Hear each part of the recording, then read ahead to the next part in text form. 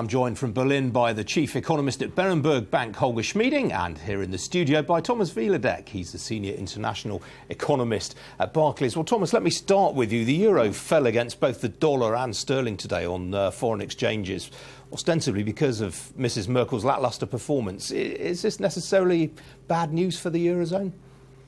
Well, I guess it depends. I guess the key issue here is that if you look at the possible Jamaica coalition people are talking now about, the FDP and the CDU have sort of ideologically similar views of how to deal with the euro area, while the Green Party has quite an opposing view. And I think that perhaps that was reflected in market pricing today, that it's not clear to which extent some of the solutions that have been proposed, like by President Macron, will actually be feasible now. OK, well, Holger, let me bring you in at this point. Germany has never had a so-called Jamaica coalition between the CDU, the FDP and the Greens at national level. Jamaica, of course, because those are the colours of the different parties, black, yellow and green. But how easy is it going to be for Angela Merkel to put such a coalition together? It is not going to be easy. This is a difficult combination. However, having said that, this is exactly the kind of things that Merkel is very good at.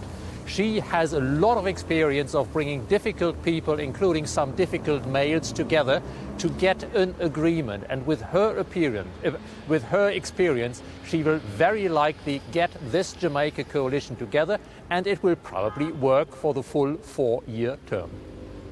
Well, let me remind you both what the Brexit Secretary David Davis said last year. He said, "We are too valuable a market for Europe to shut off." Within minutes of a vote for Brexit, the CEOs of Mercedes, BMW, Volkswagen and Audi will be knocking down Chancellor Merkel's door, demanding that there be no barriers to German access to the British market. Well, what do you think of that, Tomasz? I mean, it doesn't sound on the face of it as though Mrs Merkel's going to be jumping in on this. Well, I think that the government will pursue a policy of continuity of the previous Brexit strategy. And I think the challenges to the European Union very broadly, also if you look at Hungary and Poland, perhaps, which, there's perhaps some people would say anti-European sentiment there recently, will sort of lead Germany to try and continue and unite Europe behind one negotiation stance with respect to the UK. So therefore, I think it's unlikely that you'll see major changes after this election. Holger, do you go along with that? I mean, is it fairly unlikely that Mrs Merkel is going to jump in and try and get involved to give German car manufacturers a better chance of a tariff-free access to the UK market? This is a very interesting point. This issue, namely that German industry would like tariff-free access to the UK, is discussed a lot in the UK. It's rarely ever discussed this side of the channel. This Brexit issue, from the continental European perspective, is a major political challenge. It is not an issue where narrow economic interests will play any significant role in shaping the German and European negotiating position.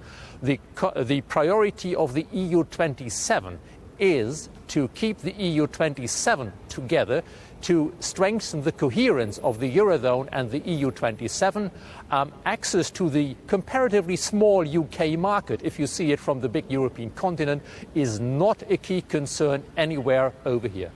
So, Holger, Theresa May and David Davis are really wasting their time by trying to appeal over the heads of Michel Barnier to the heads of government of the EU27? Yes, absolutely. The EU27 are comparatively united on that, and trying to appeal to individual heads of government will only result in a further waste of time. Because, once again, this is an issue, Brexit, where the EU27, whatever their other difficulties and differences are comparatively united. They all want Britain to pay their legal dues. Right.